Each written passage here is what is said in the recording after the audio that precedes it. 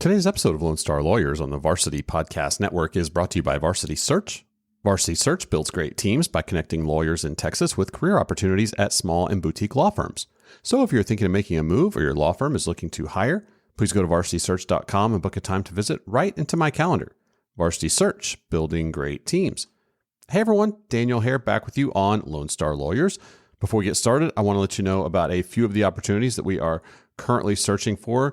We continue to have a good number of litigation, business and commercial litigation positions in Dallas, kind of in that 2 to 7 year associate range. And so if that sounds of interest to you, please let me know. One with a more of a commercial bankruptcy focus. And so please do reach out if any of that appeals to you. We also have a corporate M&A attorney position as well. And then in Austin, both a family law attorney and a special education attorney opportunity.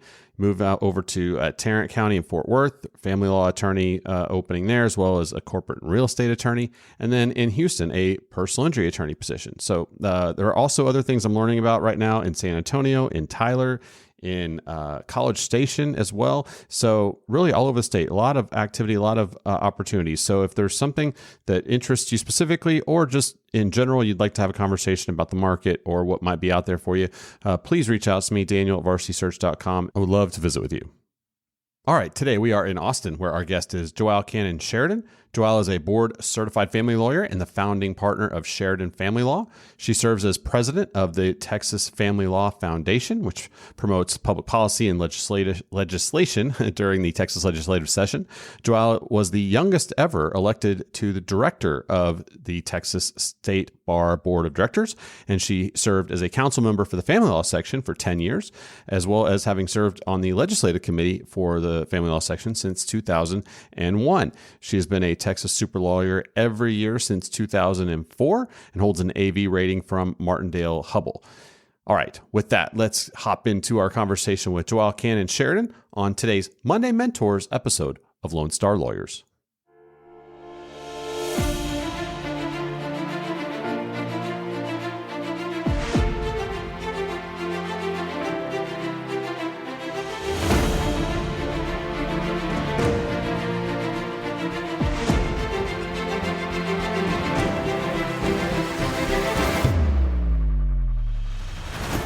All right, JoAl Cannon Sheridan joins us right now. JoAl, thank you so much for taking time to come on the show with us. Well, thank you so much for having me. I'm really excited about it. It's my first podcast, so I'm pretty excited. Well, you know, it's funny. It's usually most people's first podcast, but I like when people are excited about that. So thank you for saying that. That's great. So start off by telling us a little bit about you and your firm and your practice and what all you do. Well, okay. As you said, I'm JoAl Cannon Sheridan. I was born and raised in a very small town in central Texas, Mexia, Texas, Mexia. Oh, yeah. You may have heard a joke or two about that. I've actually been on ski slopes in Canada, and if anyone's ever heard of Mexia, they're like, "Oh, have you heard that joke?" And I'm like, "Yeah, I have, maybe a few times." Right. I am the daughter of a real life Atticus Finch, Joe Cannon, who has practiced law for almost 60 years and literally just retired this last month. Wow. But he is, as far as I'm concerned, Atticus Finch, he co-wrote the desegregation bill for the state of Texas in 1961, which didn't pass first and then passed in 1963. So I kind of come by all of this. Honestly, I used to go to the office with him every Saturday from the time I was 5 until I could drive. So I have a lot of fond memories about that, but law has always been my calling. Family law sort of found me when I became a general practitioner in East Texas, Jacksonville, where you really couldn't specialize in anything, but family. My very first case, the first day that I moved there, was a family law case where I got paid a whole whopping $1,000 as a retainer in a divorce case within the first 30 minutes of me opening my practice. And that's when I learned that mobile homes have VIN numbers. Didn't know that. Okay. Yeah. And then evolved into a lot of legislative work on behalf of family law, which led me to meet my prior senior partner, Tom Osley, who's one of my mentors, like my father, like a second Yeah. father to me. And that's what led me to move to Austin, led me to become board certified in family law. And, um, I guess the rest is sort of history. I was with the Osley firm for a little over 9 years. I was senior partner of another solely family law firm for a couple of years, and then came on my own and established my own firm, Sheridan Family Law, in February of 2019. And we exclusively do family law.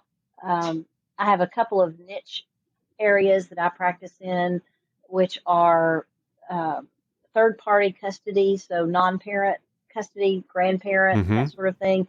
I also have an international and jurisdictional practice that I like a lot, in addition to just the general divorces and custodies and all of that.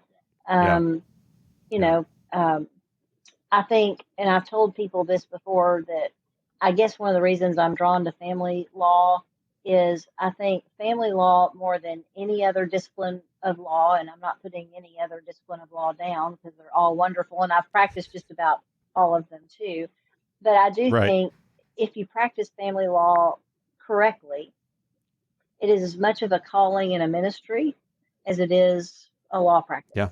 because of you're dealing with some really fine people, but at probably the saddest points of their lives, because they're going through a divorce Mm-hmm. or issues over children or whatever. So Yeah. so I do think it takes a certain personality and a certain calling to practice it, which is what draws me to it. That's awesome. Well, there are literally probably a dozen things I want to follow up on you on, but we won't have time to do all of that. But I do want to ask a couple of follow-ups to that because there's so many cool things in there. Sure. So 2 questions about your dad and kind of growing up in that environment. One is, did you ever feel like, it's not like you were all kind of had that calling to the law from the beginning, but were there any points at which you were second guessing that, where you thought about maybe I could go a different direction, or do I really want to do what he Well, does? actually, Anything yes, like that? I will tell you that actually my very first, what my true calling, as much as I love practicing family law, where my true heart was, is I wanted to be a veterinarian because Okay. of my Now we're getting love somewhere. because of my love for animals. Um, Yeah. but I also realized that I was too empathetic rather than sympathetic, and my Uh, mom knew that, because I was the little girl that I was a gymnast, I was a cheerleader, I was very strong but mhm. petite. And so when the next door neighbor's cows or my horse had a breech baby, I was the one who, without, fearlessly stuck my arms in there, turned the baby because I was strong enough to do it, and pulled it out, even at age, Mm. 12 or 13. But the cutting and the other stuff, the surgery, just made me vomit. And Yeah. um, and so my mom said there was a veterinarian that moved down there. We lived kind of in a rural, like country, off a country road. And she said Hmm. there was a vet down there, and she said you ought to go intern for him for a week or two just to see, and Yeah. that includes cleaning the kennels and, whatever, Sure. Girl Friday. And I remember a situation where a dog who was on the losing end of a fight came in, and I was Mm. asked to assist with that. And the poor vet had to literally set up a bucket at the end of the operating table for me to throw up in as I For was you. trying to assist. And I'm like, yeah, I think maybe I should be a lawyer. Yeah. Wow, that's Yeah. great. But that's such good advice from mom, right? Go try it out, see how it Yep. goes, Yep. and And I still there adore you go. animals. I'm a huge rescue person. Hmm. I did have five. I'm down to four rescue dogs. I've had a couple of rescue cats. So I'm a huge animal activist person, especially Yeah. also in the with sea life and that sort of thing. So Mm. I can still do that. And if I ever win the lottery, again, as much as I like practicing law, the first thing I will do is contact the Cousteau organization on Cayman Brac and ask, can I just, go help the environment and save the coral reefs or something, but Mm-hmm. it doesn't pay the bills quite the way that practicing law does at the moment. Right. So did Dad encourage you to follow the law, or did he say, get out of this, you don't want to do this, I'm doing this so you don't have to? Or was he kind of like, you should definitely do this, come practice with me? Where was he in all of that? Well, that was a big struggle too. So I think Dad was always very proud and honored that, and as close as, I mean, he's my best friend, that I would want to do that. And I've always thought he was Yeah. so wonderful. And just being from around here and everything, what an icon he is, and a legend in Texas law. He never really discouraged me, but I think there was a part of him that knows the ugly side of what we do. And as a Sure. dad, I think he was, especially when I did criminal law, um, Mm-hmm. I think he was concerned about the things his little girl was going to see. But I think he Yeah. prepared me for it as best he could. But, he never discouraged me ever. It was like, Yeah. I was blessed with two really great parents who always said, as long as you do what makes you happy and as long as you do your best, we're good with it, and Yeah. so they were very supportive in that. And so he never really discouraged me. But I do think as a parent, he was probably a little apprehensive because he knows the harder side of what we Yeah. do. Well, it definitely says something that for all of the wonderful things he did in the law and all the time that took and everything, that he managed to still have the relationship with you and your family, that you would still want to do that and and not run away from it. So, I mean, that says a lot, I think, for him. And so that's really cool. Well, thanks for sharing about Sure. that. That's neat. So what about just the current developments or latest things happening within family law? I know you said just before we hopped on that it was a very busy time. What's the latest, maybe as it pertains to either new things that you're seeing or anything going on at the legislature? Obviously, we just finished a session. Anything going on there? What's going on in family law? A lot of things. I do think the recent pandemic, and I'm going to make a joke about it, but I also don't mean to be trite about it. Sure. But I really believe that I've talked to a bunch of my colleagues, and when the pandemic first happened, we were all scared to death, just like everyone was, regardless of your profession, about what's going to happen. Are we going to be able to maintain a practice, or whatever? Yeah. So one of two things happened in households, which I think is the result of why I'm so busy right now. And that is people who are forced into basically house arrest with each Yeah. other for 15 months. It either brings you closer or you're like, can you please get me out? Right. And I don't know if that is a signal or some sort that if that folds into why I'm so busy. But honestly, except for about the first 2 months when the whole world was kind of on pause because we just Right. didn't know. I mean, Yeah. we just didn't know what was going to happen. I truly have not had a downturn in business, and in the last 6 to 8 months, I'm just almost overwhelmed right Yeah. now with everything going on. Thankfully, the Texas Supreme Court, which I hate to even say it on a public broadcast, which isn't all. I'm not always their biggest fan on their rulings on family law, but they Right. absolutely did the right thing during this pandemic by issuing a number of emergency orders that said they expected parents to honor custody arrangements and everything else and not use that as a tool because Yeah. unfortunately in family law parents who want to not play nice with each other will find any reason or excuse not to do so. And of course Right. that was the first thing. I mean, our talking to my colleagues, our phones were like blowing up because everyone calling, oh, do I have to send my child back because COVID, Yeah. and the Supreme Court made it very clear that yes, you do. You have to Yeah. honor absent, a positive test or Right. something like that. But otherwise, yeah, you gotta follow the rules, and they did the absolute right thing on Mm-hmm.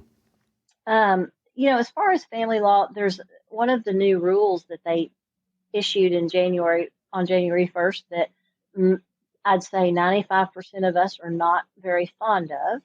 But there's the request for disclosure that you can do in regular discovery.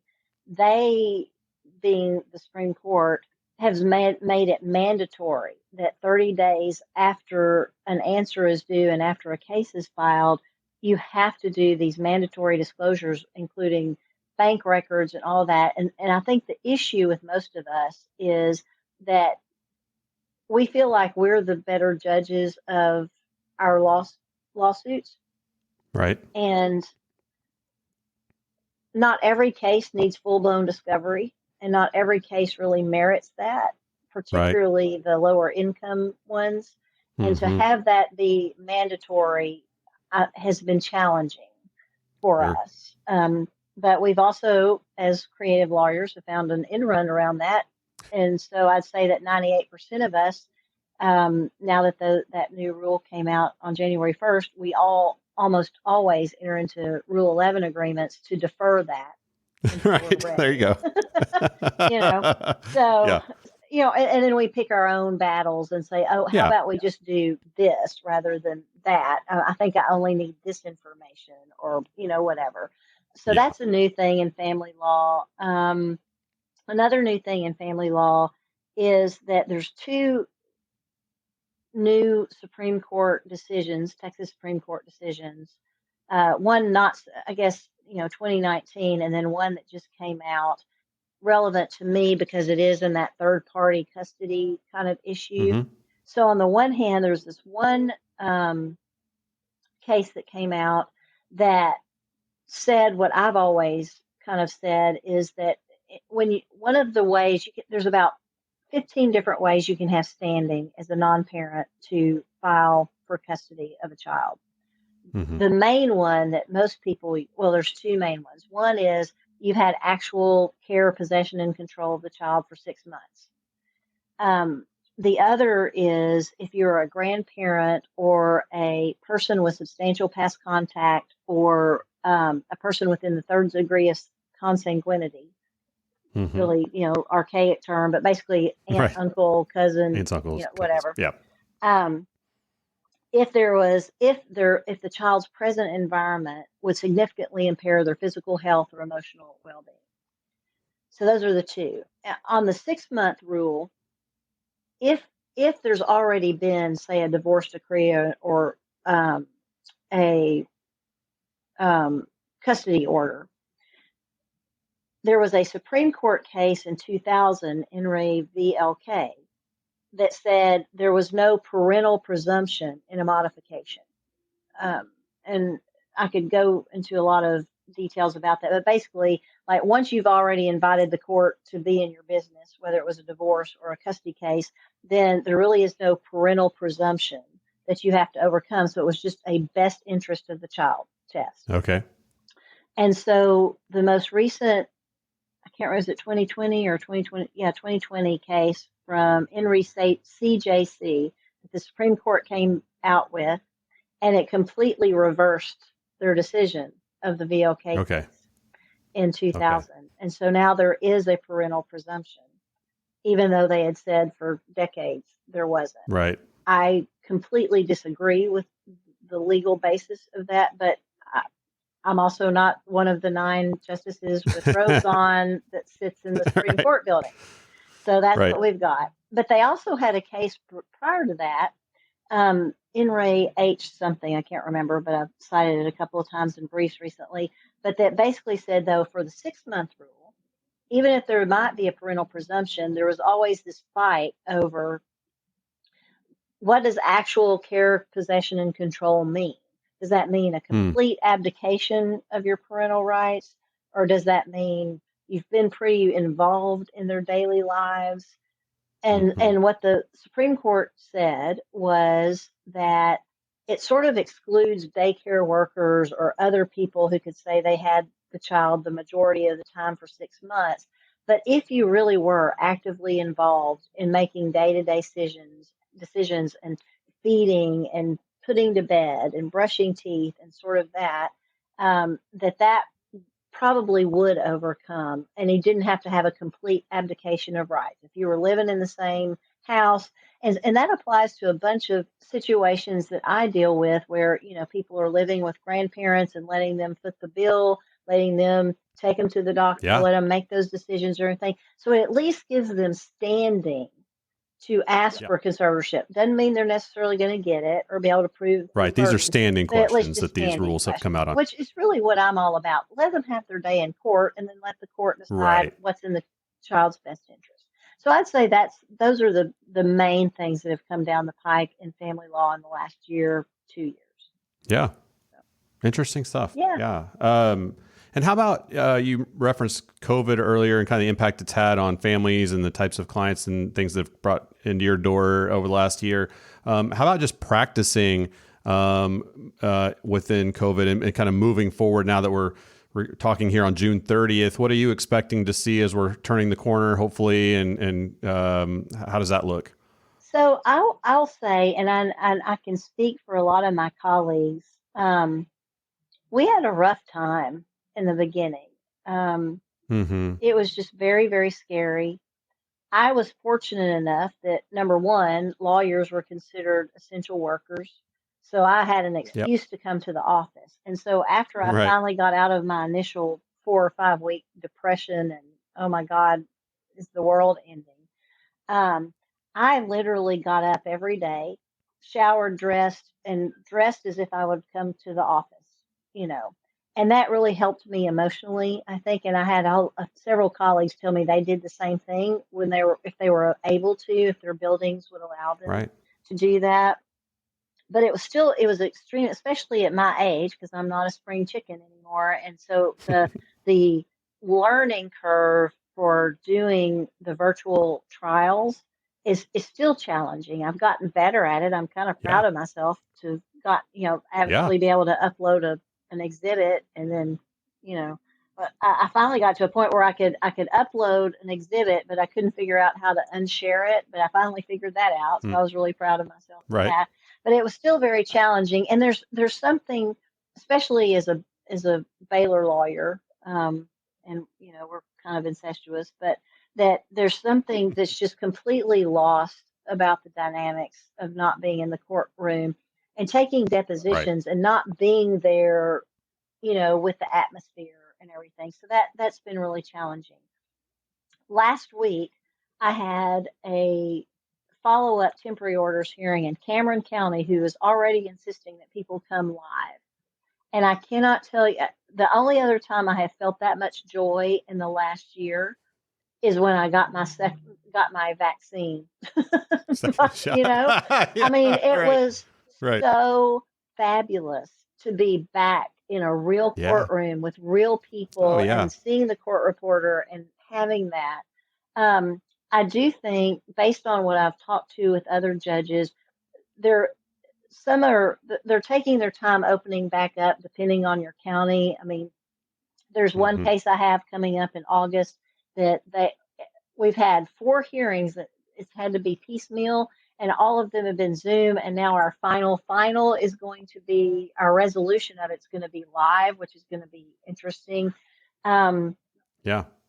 Travis County, I don't think is going to open up before September 1st, but other rural counties have already opened up.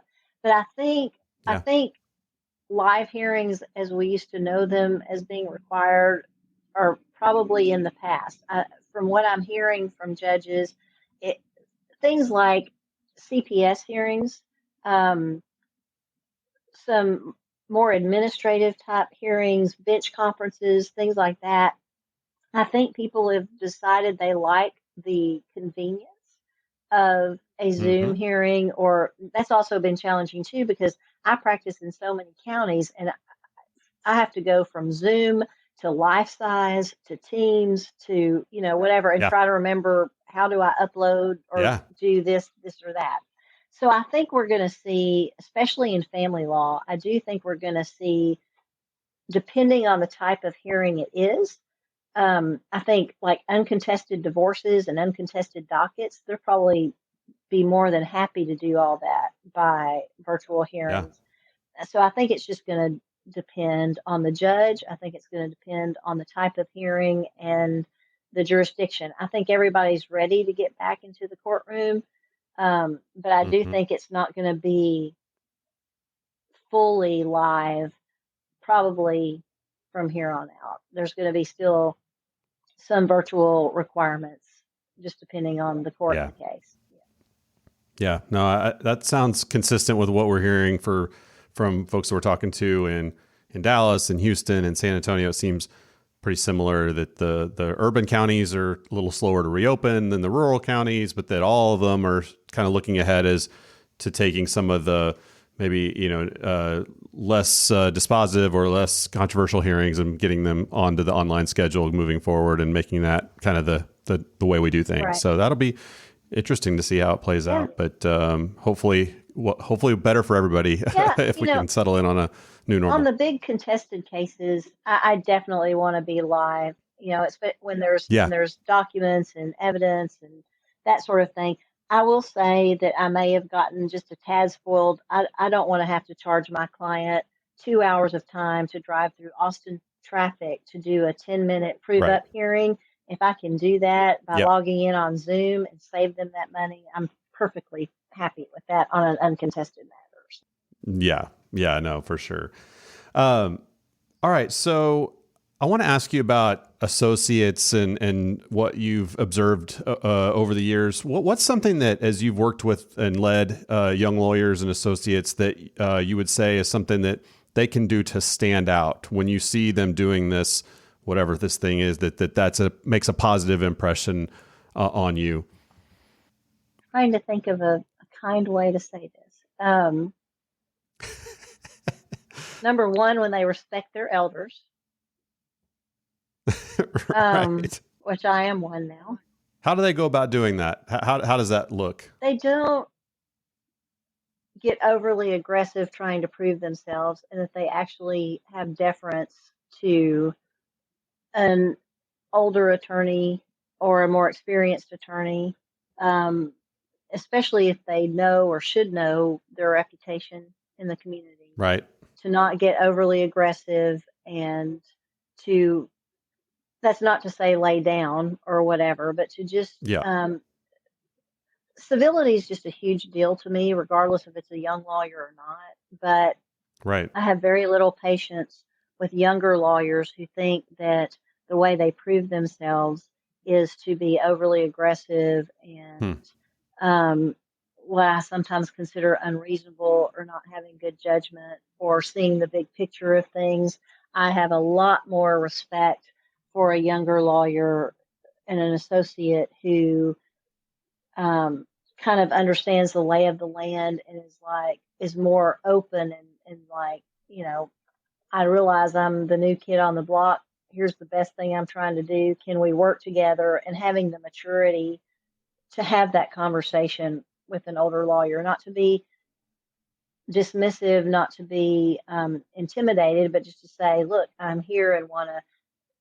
To me, it's a huge sign of good judgment and maturity if a younger lawyer comes to me and says, even admit sometimes I don't 100% understand what I'm doing, or I have some client challenges, or, this is what I'm thinking. Can you share with me what you're thinking about this case? And especially in Mm-hmm. family law, because I have, the doctors have the Hippocratic oath that says, do no harm. I think family lawyers should have our own Hippocratic oath that says, don't make it worse. And Mm-hmm. so when and it's not just younger lawyers, but I find in family law, especially people that are just now getting into family law, either because, like the plaintiff's work has kind of gone away, that sort of thing. They're like, Mm-hmm. oh, we'll practice family law.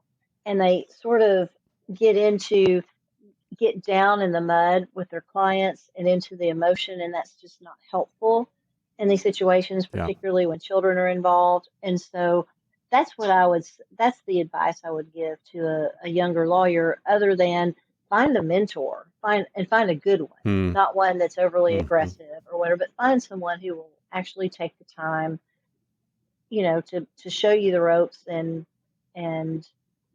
bestow some of their maturity and wisdom on you, is probably what I would say. Yeah. And you raised something that I probably should have asked earlier, but since you brought it up, I'll ask you now.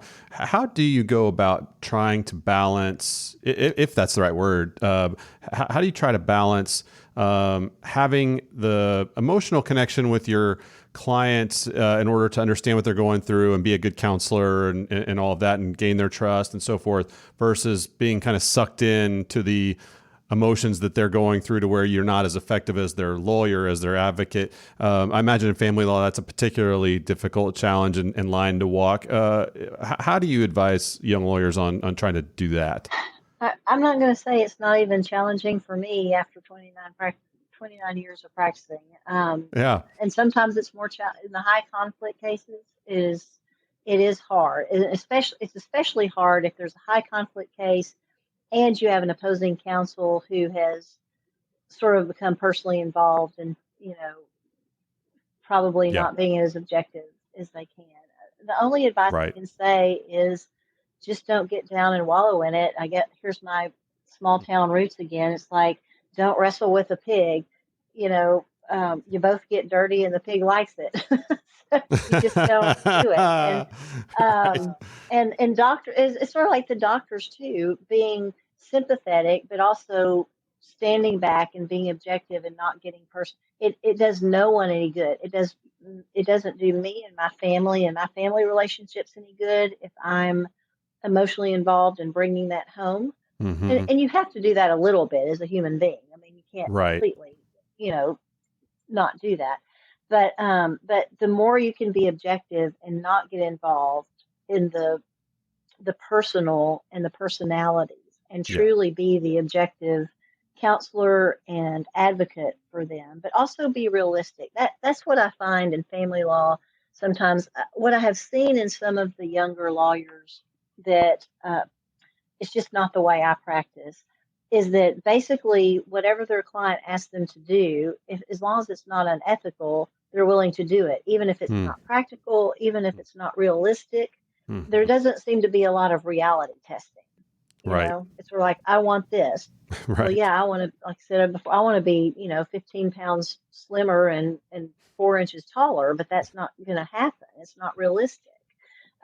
It's just to have some reality testing, and then it's okay to tell your client no, I'm Yeah. not going to do that, because number one, it hurts my reputation with the judges, and if I have a good reputation with the judges, that helps you. Yeah. Um, and I hope that I have a reputation of one that the judges know if I'm in front of them in a courtroom, and I love the courtroom. If I'm there, it's only because I've done everything I can to not be there, and Mm-hmm. we just can't get there. Right. And my best test, not that we all don't lose and win cases, but my litmus test for me is, I'm happy to say that a good majority of the time I get as much or more than what I asked the court to do. So that tells me I'm being Mm-hmm. reasonable. It tells Yeah. me I'm being realistic. Right. Um, and so when I see younger lawyers who are like, oh my gosh, I went in and then I got my rear end handed to me. And I was like, well, because you aren't even in the same universal plane of reality of what was Right. going to happen, you Right. know? Yeah. So, Right. so No, absolutely. All right. Last topic before we wind down here is on hiring. When you're going through the process of looking at candidates to bring on as associates, what is or what are maybe one or two things that you're looking for on paper, on a resume, in a cover letter? What stands out to you that makes you think this is someone you want to talk to further? um, maybe depends on what I'm looking for at the moment, whether Yep. it's a true baby lawyer that just got out of law school, or I'm at the point in my career that I needed someone with a little more experience, so I can only really kind of speak to that. Yeah, Um, sure. some of it would be their work history, if they Mm-hmm. have any, and who they work for and who they chose to work for. Yeah. Um, what experience they had.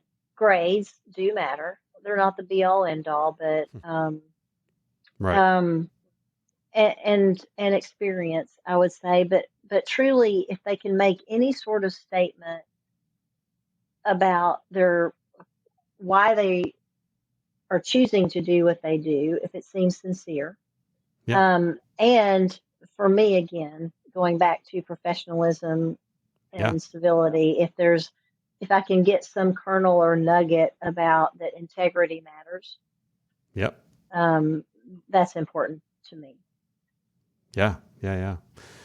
And once you have made a decision that, hey, on paper, this person looks like a potential fit, they have the experience that we're looking for right now, you bring them in for an interview, and you're in the interview stage. What are one or two things in the interview stage that stand out, either positively or negatively, to impact whether you might consider offering them a position?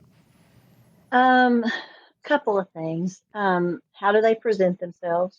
Are they Mm-hmm. dressed appropriately? Because that was a challenge this last year when I hired my associate to not get to be in the room with them and have to do it by Zoom. Yeah. But did they take the time to really bring their A game? You know, Right. um, are they a combination of both confident and humble? If that makes Mm. sense. Um, Yeah. um, if they're eager, if I can tell they really have an excitement and an eagerness to do well, and to make a difference, and Yep. um, I think there's that, and just Yeah. and just frankly, chemistry and fit. Do they Sure. fit the personality of our firm? Because there are a lot of good lawyers out there, and a lot of them are my friends, but we would probably never practice together just because we're not the Yeah. right fit. Um, Right. so that's what I'm sort of looking for. Yeah. How do you identify that confidence and humility or humbleness kind of combination? Because I know that can be a tricky one. It can be. I don't know. It's just a gut thing. If I'm truly honest, it's just a Yeah. feel I get from talking to them.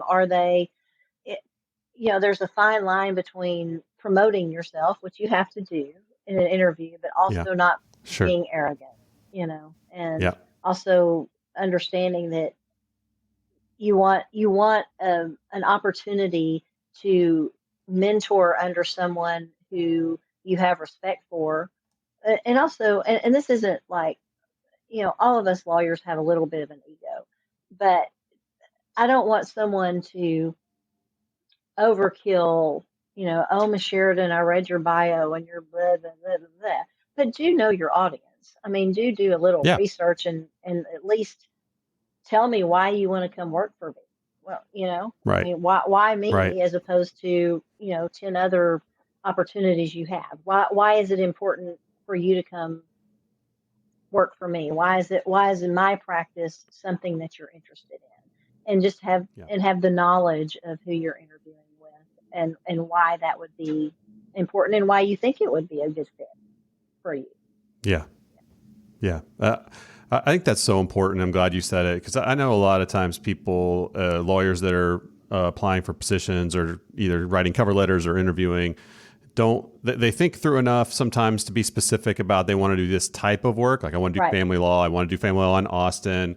But there are how many family law firms in Austin or family lawyers in Austin Right. that they could potentially work for? So I think taking that next step, as you're saying, okay, why do you want to work here as opposed to next door? They do the same thing.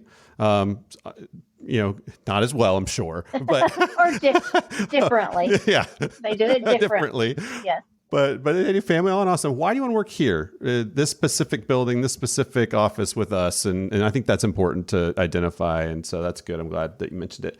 All right. So before we finish out our time with our rapid fire questions, if there's anything that we haven't covered or that you would want to leave this group of young lawyers with here, anything that we maybe want to go deeper in, what stands out, if anything?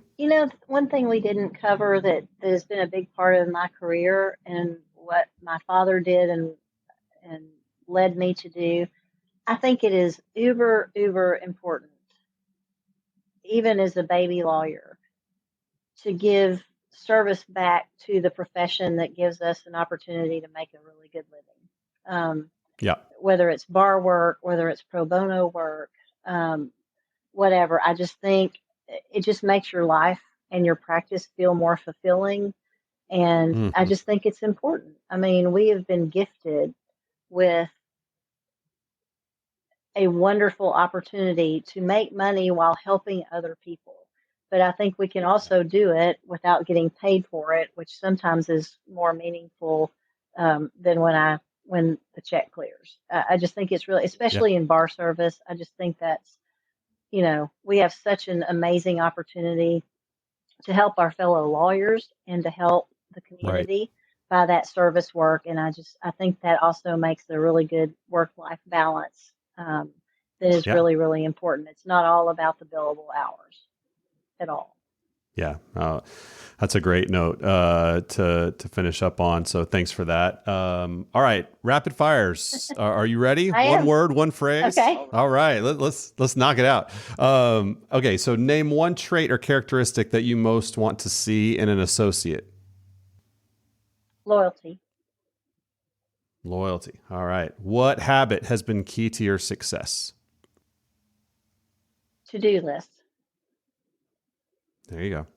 All right. Your favorite app or productivity tool? Clio. Billing. Yeah, absolutely. For sure. What would be the first item you would list on the interest section of your resume? Scuba diving. Oh, that's so fun. That's cool. And then lastly, your favorite legal movie? Oh, To Kill a Mockingbird. For sure. I was going to say, if we led this off with Atticus Finch, we got to finish there. But followed closely by Legally Blonde. Okay, yeah, fair enough. We got to have the serious and the silly, right? That's awesome. Well, and for people listening, we have done both of those movies in our legal movie deep dive episodes on here. So you can go back and find those, Robert Callahan and myself going into silly depths with both of those movies. So we had fun with those. So those are both great picks. So thanks for that. All right. JoAl, thank you again for taking the time to come on the show. We really appreciate you spending it with us and wish you and your firm all the best. Thank you. And I'm really honored that you would ask me to participate. So thank you very much. All right. My thanks again to JoAl Cannon Sheridan for joining us on the show today. If you enjoyed this episode, would you consider doing two things for me? Would you subscribe so you don't miss an episode? And then would you rate and review the podcast in Apple Podcasts or wherever you listen? And if you have suggestions or thoughts about the show, or if I could help you in any way, or if any of the opportunities we mentioned at the top of the show are of interest to you, or you just want to visit about the market or what a lateral opportunity might look like, please do reach out. Would love to visit with you, Daniel at varsitysearch.com. All right, that's it for today's episode of Lone Star Lawyers. Thanks again so much to each of you for listening. I'm Daniel Hare with Varsity Search, and we'll talk with you next time.